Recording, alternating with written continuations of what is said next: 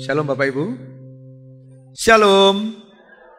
Puji Tuhan. Ya, selamat datang kami ucapkan kepada Bapak Joko Susanto yang baru pertama kali hadir berhimpun bersama dengan kita di tempat ini. Saudara yang dikasihi Tuhan,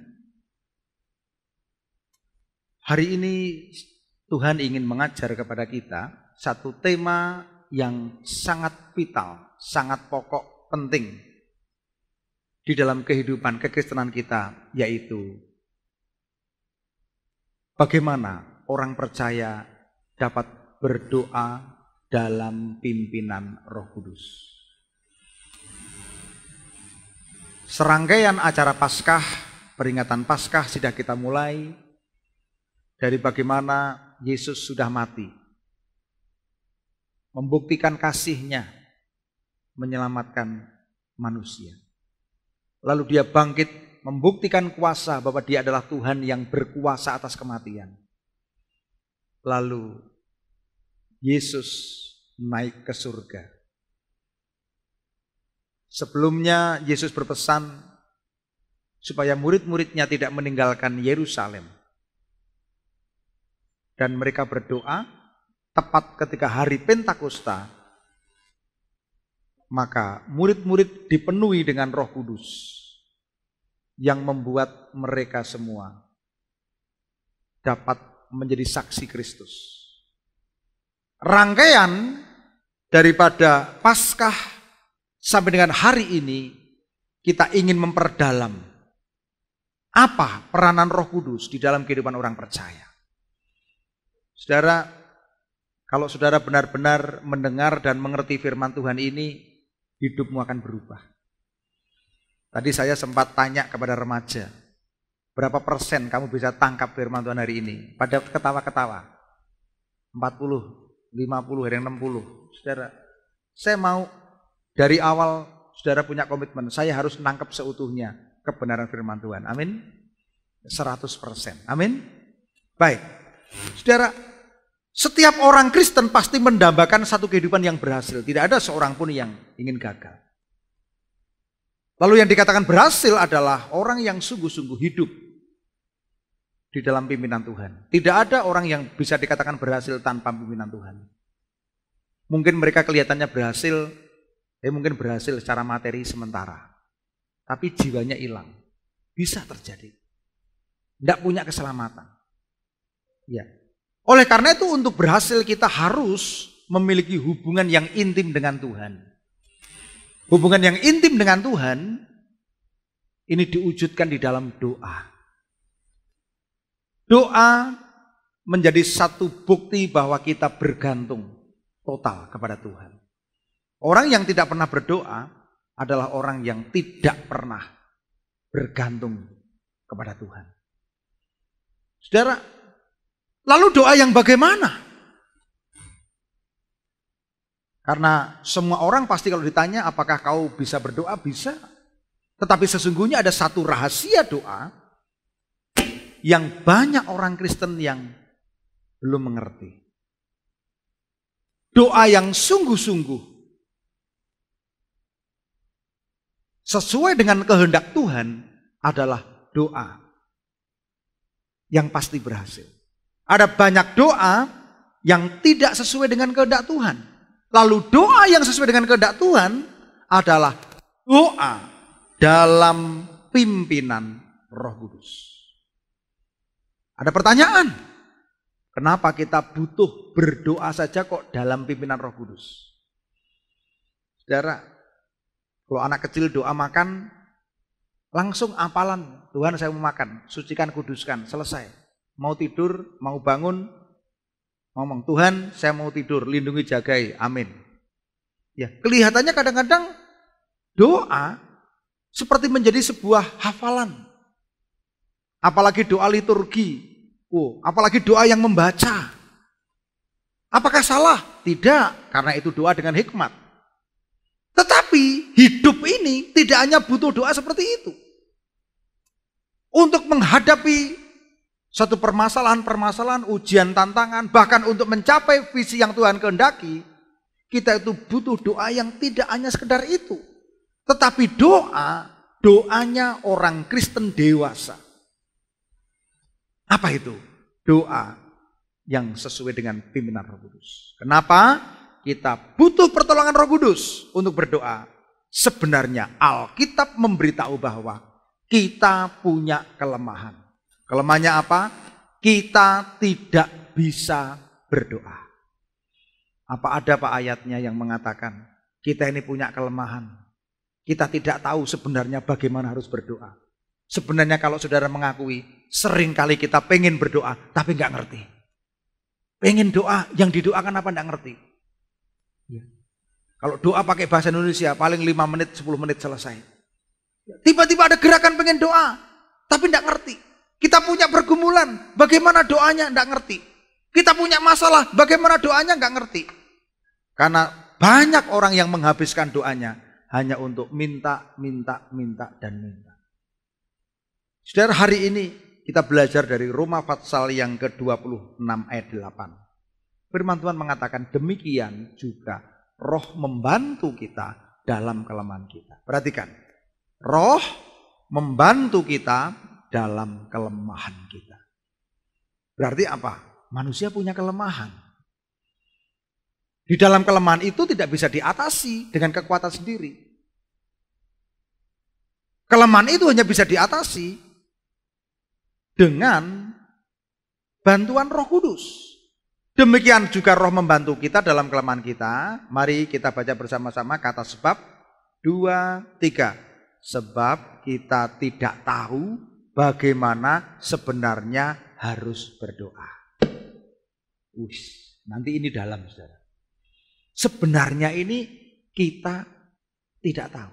Kita tidak tahu bagaimana sebenarnya harus berdoa. Saudara. Jadi kalau ada yang mengatakan saya pintar doa, saya mau katakan belum tentu. Ada orang yang ngomong itu doanya bagus ya. Bu, tolong doa. Wah, saya tidak bisa doa kok, saya tidak bisa doa. Nah, ini biasa terjadi di pertemuan-pertemuan, baik komsel maupun di pertemuan doa.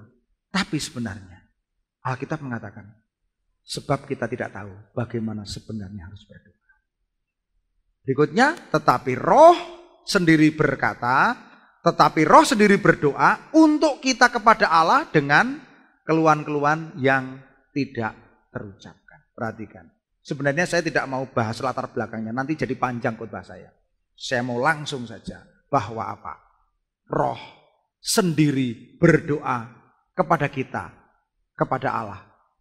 Roh sendiri berdoa untuk kita kepada Allah dengan keluhan-keluhan yang tak terucapkan. Saudara, ini yang menjadi fakta. Ada orang yang menganggap Tuhan itu seperti ATM. Pencet, keluar. Doa, selesai. Pencet, ya kalau saudara di bandara, keluar Coca-Cola. Banyak orang Kristen yang tidak bisa berdoa. Makanya begini, untuk berdoa, kita ini harus mengerti kehendak Tuhan. Ya. Untuk berdoa kita harus ngerti kehendak Tuhan. Kenapa? Karena sebenarnya Roh Kudus itu menolong setiap orang percaya berdoa sesuai dengan kehendak Tuhan. Ini. Kadang-kala orang Kristen sering berdoa main paksa Tuhan, ngotot. Karena apa? Karena banyak orang yang berdoa tidak ngerti kehendak Tuhan, lalu doanya itu diarahkan untuk kepentingan sendiri, keinginan sendiri. Tuhan, aku punya masalah ini, penyelesaiannya harus seperti ini. Pokoknya Tuhan setujui sajalah. Aku punya konsep sendiri. Mauku seperti ini. Ya, pergumulanku tentang pekerjaan mauku seperti ini. Tuhan ACC sajalah. Ya, aku punya masalah begini, penyelesaiannya harus begini. Tuhan ACC saja. Perhatikan. Makanya gini, sebenarnya orang Kristen itu tidak tahu sebenarnya bagaimana harus berdoa. Tidak tahunya bagaimana? Ya, sebenarnya gini ya. Detail tentang doa itu gini, saudara. Kalau saudara menghadapi sesuatu kaitannya dengan doa, sebenarnya penting untuk kita ini belajar. ini doanya bagaimana? Sembayangnya bagaimana ini? Kalau itu sebuah kebutuhan, mintanya seperti apa? Nah, apa memang harus minta? Saudara mungkin minta saja salah. Karena mungkin, oh kamu jangan minta, udah disediakan. Kamu doanya mesti mengucap syukur. Ngerti ya? Wong sudah disediakan kok. Ya. Jadi kadang bagi orang itu yang penting, waduh minta terus. Minta terus. Ya. Atau orang yang udah ngerti, udah disediakan kok. Kita tinggal bersyukur. Nah, saudara, oleh karena itu tidak boleh ada orang yang mengajari doa itu dengan formula tertentu. Nanti jadi jimat. Doanya begini loh, doa cari jodoh itu seperti ini. Wah nanti ditulis, diketik, dihafalkan. Jadi jimat. Nanti kalau dijawab jadi rapal. Itu nggak boleh. Ya. Kalau ada orang ngajari doa, boleh. Boleh saja, itu hanya waktu belajar. Tapi ketika dia semakin dewasa rohani, dia harus memiliki hubungan sendiri, keintiman sendiri dengan Tuhan, lalu bisa mengembangkan sendiri bagaimana detail keintimannya dengan Tuhan. Setiap anak beda. Ya. Saya punya anak 5, cara mintanya beda. Beda. Formula yang dipakai oleh anak pertama dengan anak kedua beda-beda. Kita juga seperti itu. Ya. Makanya begini saudara. Ketika kita berdoa, kita harus bergantung total kepada Roh Kudus. Ya. Coba lihat ayat yang ke-27. Dan Allah yang menyelidiki hati nurani mengetahui maksud roh itu. Roh itu membantu, menolong orang percaya untuk berdoa kepada Allah. Allah yang menyelidiki hati nurani mengetahui maksud roh itu bahwa ia sesuai dengan kehendak Allah berdoa untuk orang-orang kudus. Artinya apa? Artinya gini, Roh Kudus itu menolong kita orang percaya agar kita ini berdoa sesuai dengan kehendak Allah. Amin. Amin. Amin. Sesuai dengan kehendak Allah. Jangan sampai kita berdoa tidak sesuai dengan kehendak Allah. Perhatikan. Makanya di ayat ini dikatakan kita ini punya kelemahan. Sebenarnya tidak tahu bagaimana harus berdoa. Punya kelemahan. Tapi Allah itu menyelidiki hati nurani. Mengetahui maksud roh itu.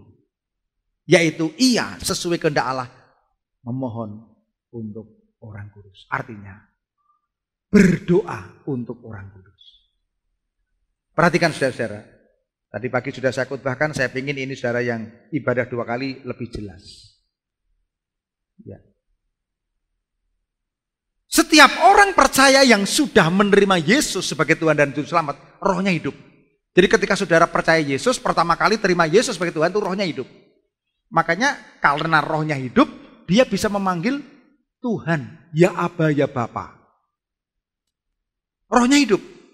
Kenapa banyak orang berdoa kungkum di sungai, berdoa nenepi di pohon besar, ada yang masih doa di kuburan, rohnya mati. Rohnya tidak bisa terhubung dengan Tuhan. Makanya dia minta tolong kepada penunggu. Oh, dia berdoa. Doanya kepada mbahnya yang sudah meninggal. Perhatikan, itu rohnya mati. Orang yang sudah percaya dan terima Yesus, rohnya hidup. Nah, dia punya penolong yaitu Roh Kudus. Roh Kudus ini yang mengerti kehendak Tuhan. Lalu apa? Menyelidiki hati nurani. Lalu Roh Kudus ini menolong orang percaya supaya orang percaya berdoa sesuai dengan kehendak Tuhan. Amin. Artinya apa? Roh Kudus yang tahu apa yang disediakan Bapa bagi orang itu. Tuhan tuh menyediakan apa bagi Pak Alek itu yang Roh Kudus tahu. Nah, roh yang ada di dalam diri Pak Alek itu ditolong oleh Roh Kudus. Nanti saya akan terangkan bahwa orang percaya punya roh, rohnya itu harus berdoa dengan roh, di dalam roh, dan ditolong oleh Roh Kudus untuk berdoa sesuai dengan kehendak Allah. Makanya saudara lihat di dalam Yudas 1 ayat 20, perhatikan. Yudas 1 ayat 20, saudara bisa perhatikan. Di situ saudara akan membaca bersama. Akan tetapi kamu, saudara-saudaraku yang kekasih, bangunlah dirimu sendiri di atas dasar imanmu yang paling suci, dan berdoalah dalam Roh Kudus. Wah, ini yang kadang-kadang menimbulkan banyak kerumitan. Banyak orang lebih membicarakan masalah doktrin, masalah aku pinter, kowe ora pinter, aku ora ngerti. Lalu gereja membicarakan, oh ini masalah doktrin bahasa roh beda-beda, daripada praktek mengalami kebenaran ini. Saudara, saya mau simpel ngajarkan begini ya. Lah, ada yang ngomong gini, Pak, ini artinya apa? Oh, nanti mencoba diselidiki dari bahasa aslinya. Ya, diselidiki dari pengertian. Itu betul. Saudara, kalau ada di dalam kelas sekolah Alkitab, saya akan mengajar seperti itu. Tetapi karena saudara jemaat, saya mengajarkan praktis. Oleh karena itu teologi praktis itu untuk jemaat. Saya mengajar gini. Ada orang yang berkata, oh yang namanya berdoa dalam Roh Kudus itu berarti berdoa dengan bahasa roh. Wah, kalau pendapat itu nanti bagaimana yang berdoa dengan bahasa Indonesia? Apakah berdoa dengan bahasa Indonesia juga bukan berdoa yang dipimpin Roh Kudus? Masalah. Oh, kalau berdoa dalam Roh Kudus berarti doa yang nanti itu kita doa makin lama makin gemetar-gemetar. Lalu keluar bahasa roh. Wah, ini masalah yang sensitif, saudara. Itu bisa terjadi, tapi tidak semuanya benar. Bisa juga yang begitu dari daging. Ini. Lalu apa sebenarnya berdoa di dalam Roh Kudus? Di dalam terjemahan bahasa Inggris, berdoa dalam Roh Kudus disebut sebagai praying in the guidance of the Holy Spirit. Berdoa dalam pimpinan Roh Kudus. Guidance di dalam pimpinan Roh Kudus. Artinya kita ini berdoa, kadang orang ditanya, kamu bisa berdoa? Bisa. Kamu ngerti berdoa? Tahu. Kamu ngerti kapan berdoa? Tahu. Semua orang ditanya tahu, tapi sebenarnya belum tahu. Kenapa? Makanya kita ini mesti berdoa dalam bimbingan, dalam pimpinan Roh Kudus. Kenapa? Karena kita tidak bisa berdoa dengan maunya sendiri. Kadang-kadang manusia lebih mengandalkan hikmatnya, kemauannya yang demikian ngotot. Banyak orang yang lebih menonjolkan doanya yang pintar. Ya, dia menganggap kalau bisa doa pintar itu setingkat rohaninya lebih tinggi daripada yang mbah-mbah, yang tidak pintar doa. Oh, saya setingkat lebih tinggi, belum tentu. Bahkan di dalam Matius pasal 6 ayat 7 dikatakan, lagi pula dalam doamu itu janganlah kamu bertele-tele seperti kebiasaan orang yang tidak mengenal Allah. Mereka menyangka bahwa karena banyak kata-kata doanya akan dikabulkan. Oh, banyak orang yang doa action. Udah panjang, di pojok-pojok jalan biar kelihatan. Masalah. Ini. Dan kebanyakan orang Kristen juga berdoa dengan kemauan yang begitu besar. Sehingga begitu banyak permintaan-permintaan yang diberikan. Dan ketika tidak ada respon dari surga, mulai kecewa. Dan mulai enggak usah berdoalah. Kecewa dengan Tuhan. Nah, oleh karena itu sore ini kita mau luruskan yang bengkok-bengkok dalam kehidupan kita. Bagaimana kita berdoa secara efektif. Ya, saudara, mari kita buka di dalam 1 Korintus pasal 14 ayat yang kedua. Saya mau ngajar dulu sebentar tentang bahasa roh. Saya tidak hanya khusus mengajar bahasa roh, tapi saya akan mengajarkan penerapannya dengan tema ini. Rasul Paulus mengajarkan, siapa yang berkata-kata dengan bahasa roh, tidak berkata-kata kepada manusia, tetapi kepada Allah. Sebab tidak seorang pun yang mengerti bahasanya. Oleh roh ia mengucapkan hal-hal yang rahasia. Prinsip, saudara, Rasul Paulus mengajarkan siapa yang berkata-kata dengan bahasa roh, ia tidak berkata-kata kepada manusia. Berarti apa? Jika orang berkata-kata dengan bahasa roh, itu sebenarnya berkata-kata kepada Allah. Karena apa? Tidak ada orang yang mengerti bahasanya. Karena ia mengucapkan hal yang rahasia, makanya Paulus lebih menekankan kalau di dalam sidang pertemuan jemaat, gunakan bahasa yang bisa dimengerti. Kalau menggunakan kata-kata bahasa roh, nubuat dan sebagainya, harus ada yang menafsirkan. Lebih efektif. Tetapi kalau itu doa pribadi, Paulus berkata di dalam 1 Korintus pasal 14, aku berkata-kata dengan bahasa roh lebih daripada kamu semua. Lebih daripada kamu semua. Artinya apa? Paulus sering menggunakan bahasa roh, berkata-kata dalam bahasa roh. Nah, bagaimana dengan orang percaya? Tuhan memberikan kepada kita Roh Kudus sebagai penolong untuk kita bisa berdoa secara pribadi kepada Tuhan. Ketika kita berdoa dengan berkata-kata dengan bahasa roh, oh itu yang tahu hanya kita dengan Tuhan. Iblis nggak tahu. Berarti berdoa secara pribadi, berkata-kata dengan bahasa roh adalah sangat efektif. Karena apa? Ia berhubungan dengan Tuhan. Berkata-kata dengan Tuhan.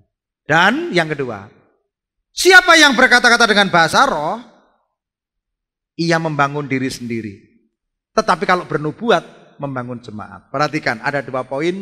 Kalau kita berkata-kata dengan bahasa roh, itu berarti kita berdoa, berkata-kata dengan Tuhan hal yang rahasia. Tidak mudah diserobot iblis. Makanya kalau saudara punya pergumulan-pergumulan, ya saudara masuk kamar berdoa secara pribadi, saudara akan bisa berdoa lebih lama, lebih intens dan sungguh-sungguh. Saudara kalau berdoa secara pribadi menggunakan bahasa Indonesia, bahasa Jawa, paling 10 menit selesai doanya. Mbak Ambar doa 15 menit itu. Ya, kecuali kalau saudara menyembah Tuhan, bersyukur. Tapi kalau saudara berdoa menggunakan kata-kata bahasa Indonesia, paling 15 menit udah mendoakan bangsa negara, sudah komplit semua itu. Iya. Selain itu, doa atau berkata-kata dengan bahasa roh membangun diri sendiri. Saudara, perhatikan, kalau saudara ada di dalam satu kelemahan, pergumulan, mungkin saudara ngalami kelemahan-kelemahan, mungkin lagi ngalami keputusasaan, kekecewaan, ngalami masalah-masalah saudara, ngalami kelemahan, saudara berdoa dengan berkata-kata dengan bahasa roh, itu membangun diri sendiri. Saya sebagai hamba Tuhan, saya sering berkata-kata dengan bahasa roh, untuk membangun diri sendiri. Kadangkala saya juga nggak tahu yang saya doakan apa. Tapi ketika Roh Kudus mendorong saya untuk berdoa, saya nggak tahu ini saya harus doa apa. Saya berdoa, berkata-kata dengan bahasa. Kalau saya punya pergumulan pribadi, kalau saya punya peperangan rohani, saya sering peperangan rohani, saya jarang menggunakan bahasa Indonesia. Karena apa? Saya mau supaya doa saya menjadi doa pribadi pada Tuhan dan menjadi senjata perang rohani.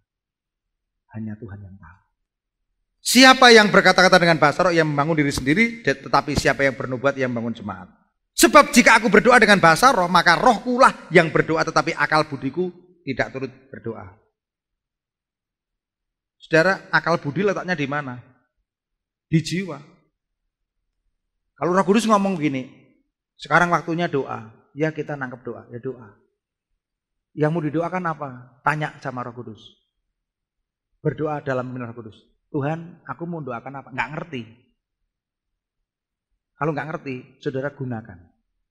Berdoa dengan berkata-kata di dalam bahasa.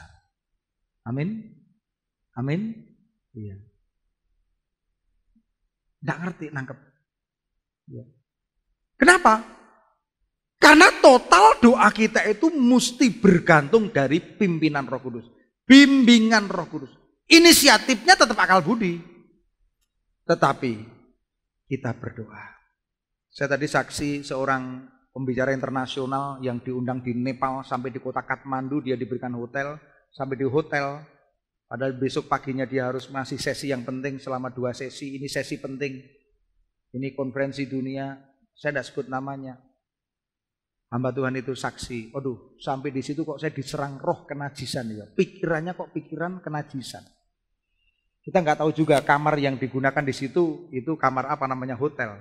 Wah dia coba tengking, wah tetap saja dia tidak bisa doa, tidak bisa persiapan firman Tuhan. Akhirnya apa? Dia ingat, oh iya, saya harus berdoa, berkata-kata dengan bahasa roh. Dia berbahasa, membangun diri sendiri, menguatkan. Dan akhirnya yang terjadi apa? Dia mengalami kemenangan. Makanya begini, ketika kita berdoa, jangan asal saudara, yang penting doa, apa maunya? Tanya. Berdoalah dalam pimpinan Roh Kudus. Ya. Kalau saudara disuruh doa makan, itu ya jangan berdoa dengan bahasa roh. Ya. Jangan panjang-panjang ya. Ya. Harus berdoa dengan akal budi. Paulus mengatakan, kalau aku berdoa, tadi saudara, Paulus dengan jelas ya katakan ya, jika aku berdoa dengan bahasa roh, maka roh pula yang berdoa. Tetapi akal budiku tidak turut berdoa. Ya, ketika saya sedang jalan kaki, saya tidak sebutkan namanya ya, jalan kaki. Saya lewat di rumah jemaat seperti Fajar Pengharapan. Saya ini kaget karena itu masih pagi. Doa di dalam bahasa roh panjang sekali. Saya memang sengaja saya lambat-lambatkan. Panjang, luar biasa. Wah dia ini doa pergumulan. Saudara, ketika kita berdoa, roh nyelidiki hati nurani. Roh menolong. Untuk apa? Berdoa sesuai dengan kehendak Allah. Jangan sampai menghambur-hamburkan peluru ya. Nggak ada yang kena. Makanya begini saudara. Saya yakin kemenangan yang saudara alami dalam hidupmu ini mesti dimulai dari saudara ngerti bagaimana cara harus berdoa. Amin. Pasca daripada hari Pentakosta ini, ya kita mesti praktek. Roh Kudus menolong kita, ya seperti itu. Hati-hati. Nah, kalau saudara doa yang penting-penting pakai bahasa Indonesia bisa diserobot setan. Setan ngerti loh bahasa Indonesia. Bahasa Inggris setan ngerti. Bahasa Jerman, bahasa di dunia setan ngerti. Tapi bahasa roh dia tidak ngerti. Bingung. Ini bocah ngopo ya, arep ngopo ya. Ini jane ngopo ya, tidak tahu. Ini penting saudara. Ini. Baik. Sekarang coba kita lihat hasilnya. Hasil doa dalam pimpinan Roh Kudus itu apa kira-kira? Kita lihat 1 Korintus pasal 2 ayat 9 sampai 16. Tapi ya saya bahas ayat 9 dan 10. Tetapi seperti ada tertulis, apa yang tidak pernah dilihat oleh mata dan tidak pernah didengar oleh telinga dan tidak pernah timbul di dalam hati manusia, semua disediakan Allah untuk mereka yang mengasihi. Saudara, ayat 10 ini penting karena kepada kita Allah telah menyatakan oleh roh, sebab roh menyelidiki segala sesuatu, bahkan hal-hal tersembunyi dalam diri Allah. Saudara perhatikan ke depan. Yang tahu apa yang disediakan Bapa itu Roh Kudus. Saudara tidak tahu. Gak ada orang tahu. Jadi Roh Kudus itu tahu. Ya. Hal-hal yang tersembunyi dari Allah tahu. Dan Roh Kudus memberitahu kita. Makanya kalau saudara melatih, rohmu dilatih mengenal Tuhan, dekat dengan Tuhan, dilatih menyembah Tuhan. Nyanyi jangan sembarang nyanyi, ya sembah Tuhan, nyanyi, bergumul intim dengan Tuhan. Rohmu dilatih. Saudara, untuk apa? Untuk peka. Untuk apa? Dengar suara Roh Kudus. Peka. Ada orang yang nggak bisa itu dengar. Makanya saudara tahu sepanjang perjalanannya pelayanan Yesus, Yesus itu berkeliling untuk menyembuhkan. Menyembuhkan apa? Telinga. Bicara dengan peka supaya orang bisa dengar firman Tuhan. Kadang-kadang telinga rohani ini juga mesti dilatih nih saudara. Ada orang yang jadi Kristen dari muda sampai mati. Dia ngomong gini, nggak percaya. Masa orang Kristen bisa mendengar suara Tuhan? Nggak percaya loh. Saya kasih tahu. Firman Tuhan berkata dengan jelas, akulah gembala yang baik. Domba-dombaku mendengar suaraku. Saudara bisa dengar suara Tuhan. Saudara bisa dengar tuntunan Tuhan. Saudara bisa mengerti kehendak Tuhan. Ya. Kalau orang bisa mendengar suara Tuhan itu biasa. Yang luar biasa kalau orang Kristen tidak bisa dengar suara, tapi dengarnya suara setan terus, masalah. Ya. Tidak ketemu Tuhan, tapi ketemu setan terus, masalah. Ya, saya kemarin waktu melayani retreat di Kaliurang itu ada seorang anak indigo. Wah, namanya anak indigo itu bangga. Banyak teman-temannya yang takut. Indigo jadi tren. Saya ngomong, ini setannya setan kecil. Ketika dia mencoba untuk mempengaruhi saya, waktu itu di Wisma Kaliurang, dia ngomong, dia selalu ketemu setan, selalu lihat setan, selalu lihat. Padahal orang Kristen, rumahnya dekat gereja. Saya memang ingin tak demonstrasikan biar kamu ngerti. Setan itu serambet jaji.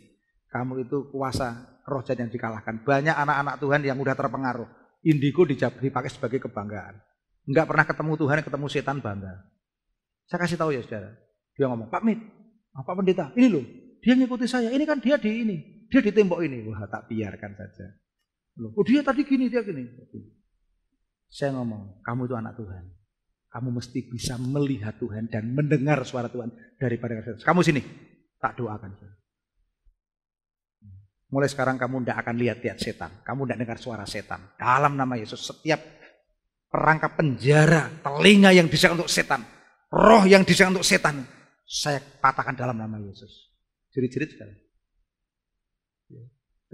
Yang muda-muda jangan ikut aliran-aliran indigo itu apa itu? Itu hanya kebanggaan, itu hanya kurang aktualisasi diri. Memang ada orang yang bisa lihat-lihat itu ada. Tapi saudara diciptakan untuk ketemu Tuhan terus. Amin. Masa ketemu setan kok bangga? Setelah ketemu setan mau apa? Setannya baik kok dengan saya. Dia tuh sering datangin saya. Dia menemani saya loh kalau tidur. Loh betul loh. Cerita-cerita itu. Rumahnya belakang gereja, bayangkan. Anak Tuhan. Saya kasih tahu saudara. Roh itu menyelidiki sesuatu. Roh Kudus tuh menyelidiki segala sesuatu. Dia mengerti yang disediakan Tuhan untuk kita. Amin. Jadi perhatikan. Makanya gini saudara. Saudara itu harus tahu apa yang Tuhan sediakan. Percaya dengan firman. Tuhan sediakan hal yang baik. Nah kalau saudara saja tidak percaya Tuhan sediakan hal yang baik, bagaimana saudara bisa bertumbuh? Ini. Yang disediakan Tuhan itu jauh lebih luar biasa daripada yang sering kita minta. Manusia kadang-kadang mintanya cuma yang receh-receh. Tuhan sediakan yang luar biasa. Jadi sebenarnya lebih baik kalau banyak doa kita yang kita dasarkan pada keinginan sendiri itu ditolak ya, oleh Tuhan. Tidak dikabulkan. Lebih baik doa-doa kita yang tidak sesuai dengan kehendak Tuhan. Doa-doa kita yang berfokus pada keinginan sendiri itu ditolak Tuhan. Lebih baik ditolak Tuhan. Supaya apa? Supaya Tuhan ganti menyediakan, mengabulkan berkat yang disediakan Tuhan. Amin. Nah ini yang saudara harus tahu. Ya. Roh Kudus ngerti. Makanya kalau kita peka dengan pimpinan Roh Kudus bisa ngomong gini, ini loh, Bapakmu di surga itu punya ini loh. Jatahmu itu ini loh. Ini loh, Bapamu di surga itu sediakan kamu itu seperti ini loh. Nanti Roh Kudus ngajari, kamu ngomongnya begini, mintanya begini. Iya. Jangan apalan. Makanya jangan jadi orang Kristen yang suka sombong, bangga, merasa rohani, merasa lebih mengerti, merasa lebih hebat doanya daripada orang lain. Saya mau kasih tahu. Doa itu sesuatu yang progresif. Enggak bisa kita gunakan cara lama. Karena apa? Ini hasil hubungan.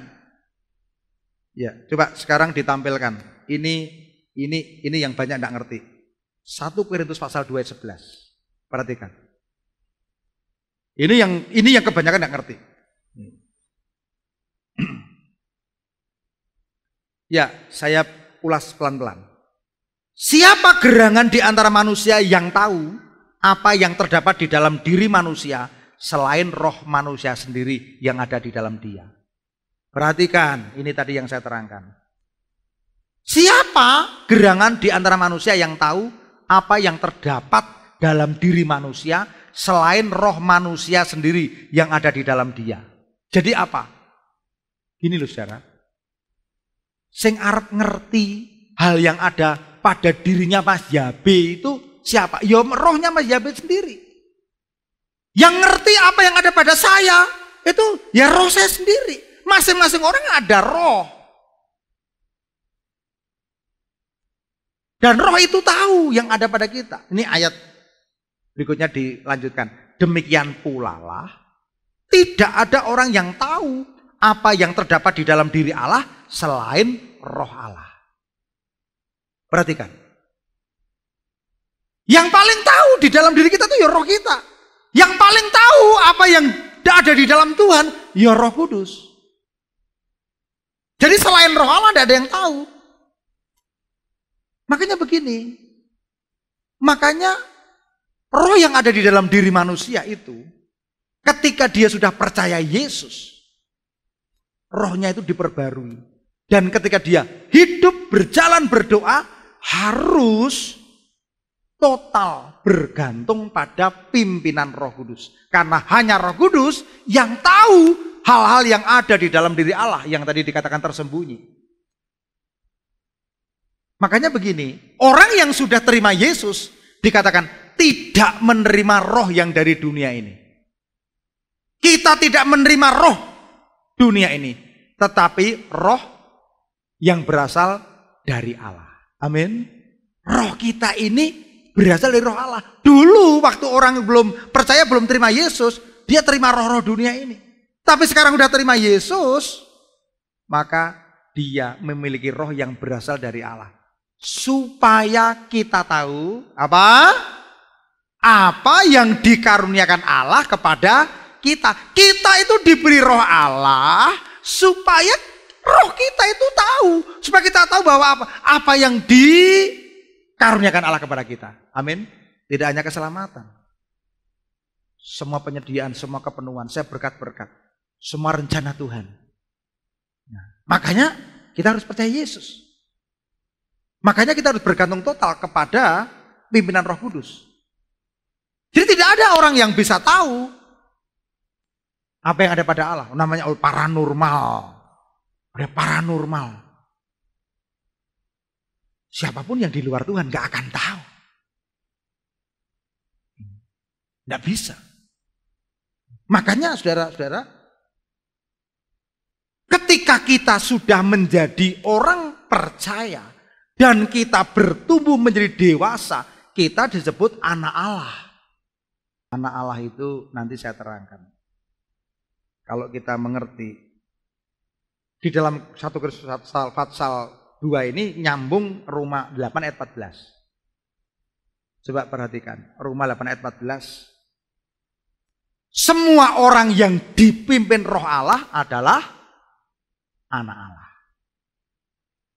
Nah, ini saudara mesti ngerti ini. Ini kesimpulannya. Kata dipimpin itu menggunakan istilah dalam bahasa Inggris itu apa? Intense konflik. Apa artinya? Konflik yang begitu berat. Kenapa? Orang yang dipimpin oleh Roh Allah, orang yang dipimpin Roh Allah itu, kata dipimpin itu artinya intens konflik. Wah, ngalami konflik yang berat. Enggak mudah loh saudara-saudara. Enggak mudah. Saya dulu waktu kecil pernah membantu ikut main menggembalakan kambing. Ya, kakaknya Mas Suryono itu. Wah, itu yang namanya kambing itu kalau di sini ada padi yang udah menguning itu, wah maunya saja ke sini. Udah digini-gini kan nggak mau, inginnya gini aja. Wah, maunya saja makan di sini. Sama dengan orang Kristen. Ketika orang masih hidup di dalam daging, maunya tuh ngewo-ngewo terus tuh. Wah, dipimpin Tuhan begini, nggak mau. Ya, coba perhatikan, keinginan saja keinginan daging. Padahal Roh Kudus menolong orang percaya untuk hidup di dalam manusia baru. Nah, makanya dikatakan kata anak di sini, kalau saudara lihat, ya, saudara yang ngerti bahasa dari arti kata gerikanya namanya huios. Anak itu huios. Ini dipakai kata anak laki-laki yang dewasa. Bukan anak Allah. Kata anak yang dipakai dalam 1 Yohanes pasal 1 ayat 12. Ini anak yang dewasa. Makanya gini, orang yang disebut orang yang dipimpin oleh Roh Allah, berdoa dalam pimpinan Roh Kudus adalah orang yang sudah menjadi anak Allah. Artinya apa? Anak Allah yang dewasa, yang menuju kedewasaan. Karena banyak anak-anak Kristen, anak-anak yang hidupnya tidak mau bertumbuh, jatuh bangun dalam dosa, jatuh bangun di dalam pertobatan. Kata dipimpin itu intens konflik. Ya. Makanya saudara-saudara, ketika kita berdoa di dalam Roh Kudus, kita harus mengerti, oh ini loh yang disediakan Tuhan. Ya. Pengalaman saya ketika dulu merintis gereja dari Pak Sutopo, merintis gereja dari tahun 65 ke tahun 80. Lalu saya melanjutkan kepemimpinan. Wah, ternyata sangat indah, sangat berharga. Siapa yang masih ingat? Dulu itu kita gerejanya joglo biasa di sini. Ya, untuk kita bangun saja, waduh, butuh sebuah pimpinan Roh Kudus. Saya berdoa Tuhan nggak jawab, saya berdoa Tuhan nggak jawab, sampai ngomong, Pak kenapa nggak dibangun? Ya saudara kalau mau tahu ya, sebenarnya Om On itu tahu loh. Waktu gempa kita juga berharap gereja kita juga dibantu Kompesen, tapi Kompesen nggak bantu. Ya. Tanya itu yang pengurus PPA itu, nggak bantu untuk gereja bangun, yang dibantu malah anak-anak PPA. Kita tuh pengen Kompesen tuh bantu, enggak. Masih bagus, masih joglo, masih kuat. Yang lain roboh. Malah ini enggak roboh. Di KJ Ganti Warno itu dibantu ini. Kalau enggak salah sama PLN itu. Akhirnya dibantu seperti itu. Kita enggak dibantu. Ya, sampai saya ngomong sama teman-teman. Ya, kita ini jadi posko besar. Kita enggak roboh, puji Tuhan, bangga. Tapi habis gempa, semua gereja baru, kita yang enggak baru. Iya. Saya gembala, saya punya anak PPA. Anak saya juga PPA. Saya menentukan orang dapat bantuan full 16 juta, 17 juta. Saya sendiri, karena hanya retak, saya dapat 6 juta. Ketika saya harus membangun, lalu mengangsur Pak Agus, selama 3 tahun. Waduh, Pak Mit bangun punya duit banyak. Waduh, saya kasih tahu saudara. Saya sebagai pendeta pengennya juga, waduh kita juga ini. Tapi seandainya dibangun waktu itu, Pak ini bangunan Pak 100 juta harus jadi. Wah gereja kita mungkin sekian ini ya. Ya itu mungkin jadinya sekian, namanya bantuan kok gitu kan. Lalu ketika tanggal 2 Oktober tahun 2000 berapa?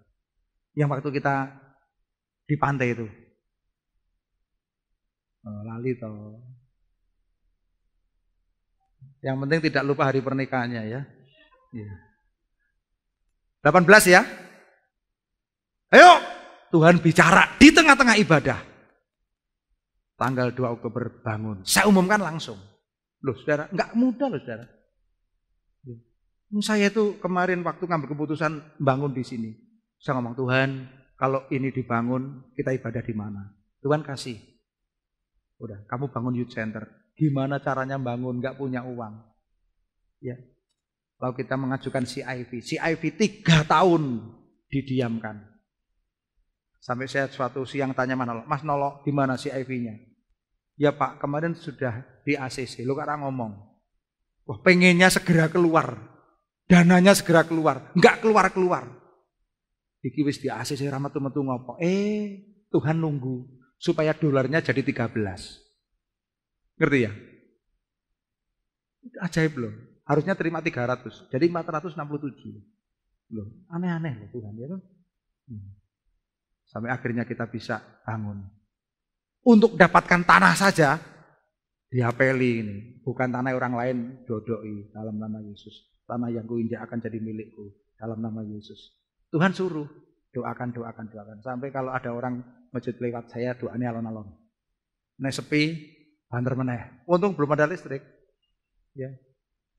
Waktu itu sudah ada listrik ya, karena itu 90 berapa, tapi waktu itu peteng. Tidak mudah saudara. Demikian juga dalam hidup saudara. Saudara menghadapi ini itu, aduh, nggak mudah. Ya. Makanya saudara ketika saudara berdoa, doa saudara itu penuh harus bergantung total pada Roh Kudus. Bagaimana pimpinan Roh Kudus? Karena apa? Roh Kudus yang mengerti penyediaan Allah untuk ini. Ini loh jatahmu. Caranya ngomong gini.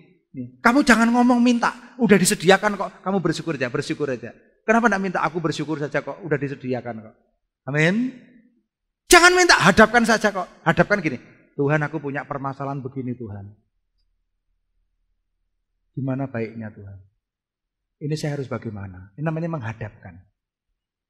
Ya, menghadapkan. Ini. Tidak setiap doa itu saudara harus dikte Tuhan. Inilah kelemahan manusia. Manusia itu ngopo, karepe nuduh. Tuhan ini dianggap opo. Tuhan, aku punya masalah gini. Harus seperti ini. Harus setuju. Awas ya orang yang setuju. Malah Tuhan diancam. Masalah. Tuhan, aku bersyukur. Kemarin waktu saya diajak ngomong Om Agung. Pak D, kemarin Pak Mur bilang gini. Ini tanah belakang Taman Doa udah beli. Disediakan 300. Saya ngomong gini. Aduh Tuhan, kalau dalam hatiku aku itu pengen beli ya sing 50 meter kotak gitu. Habis 50 meter kotak didesain, dibangun gini. Aku enggak ngerti bagaimana kapan waktunya, tapi penginku seperti itu. Ini penginku. Ya, namanya sudah waduh egonya.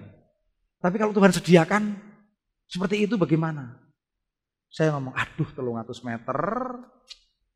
300 meter sepiro ya. Sudah tahu nih. TK ini 400 meter. Berarti itu kurang. Saya 2 hari doa sama istri. Sudah tahu enggak? Saya itu kalau menghadapi pergumulan mesti sakit bersalin. Kemarin istri saya itu, mah aku keroi. Rada merengut sithik. Kowe berdoa duwe bojo gagah gede dhuwur ya bersyukur. Nek ngeroki kok gede men, ombo men gitu ya.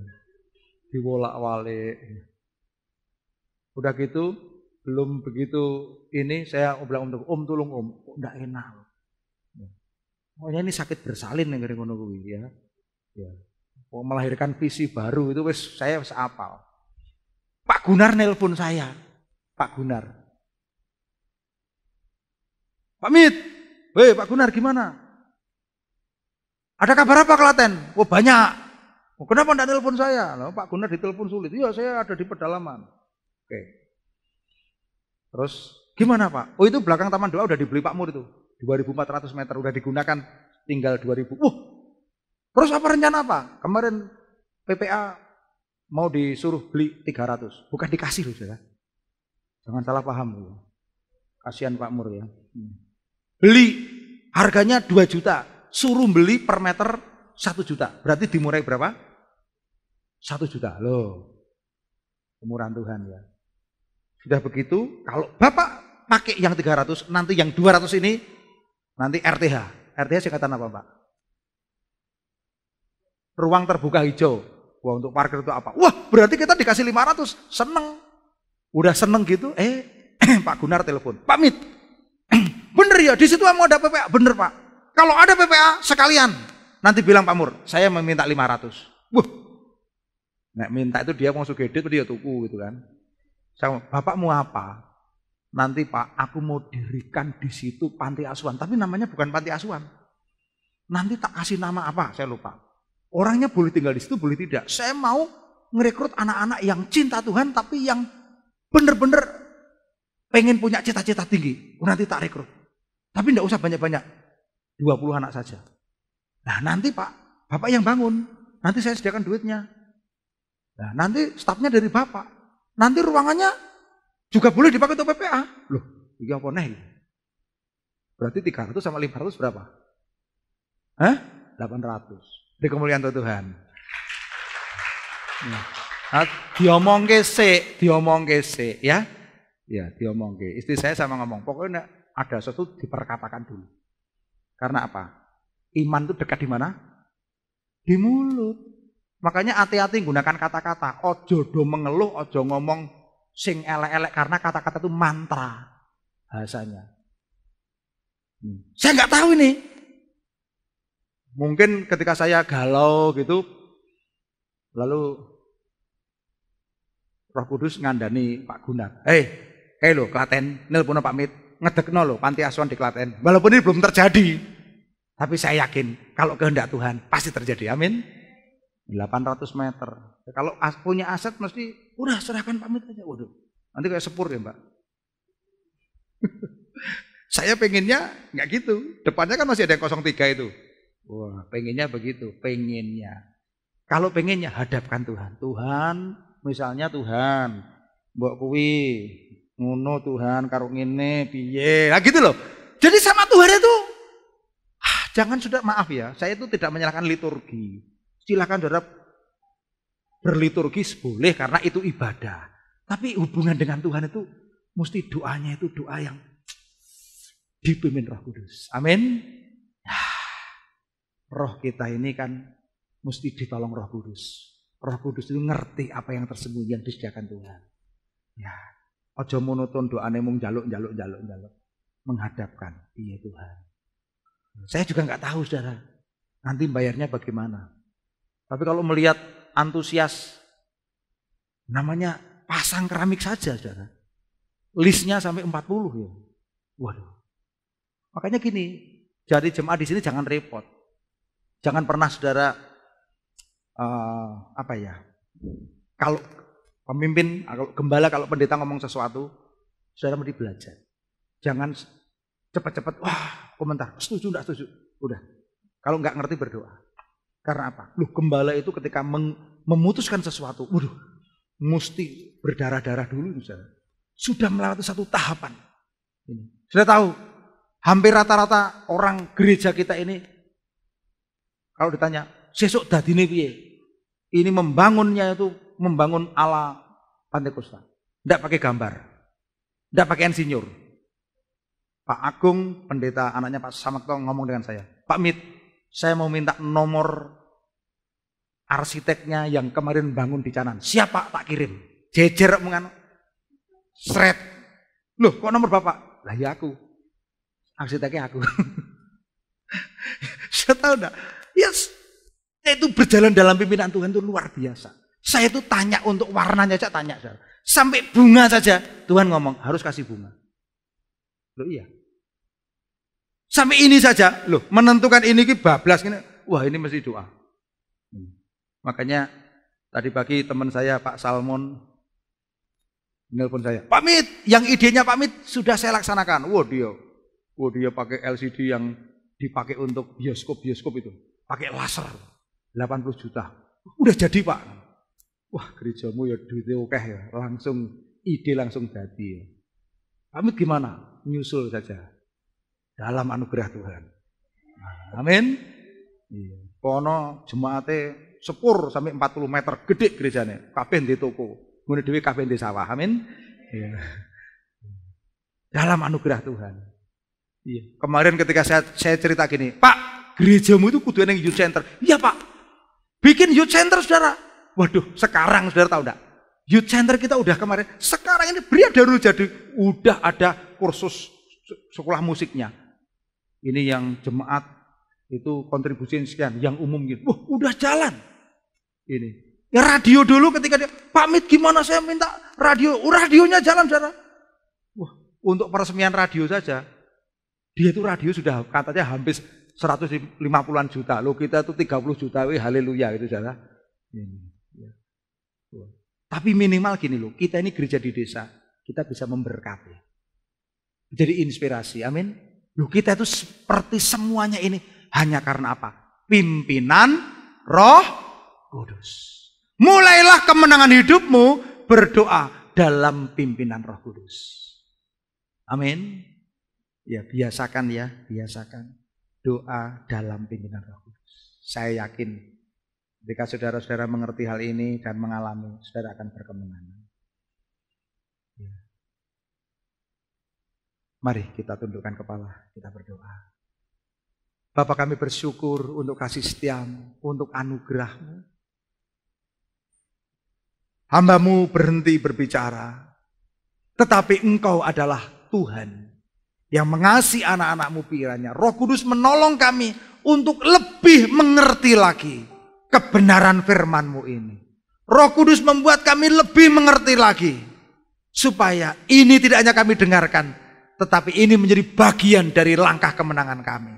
Kami mau Tuhan belajar berdoa di dalam pimpinan Roh Kudus.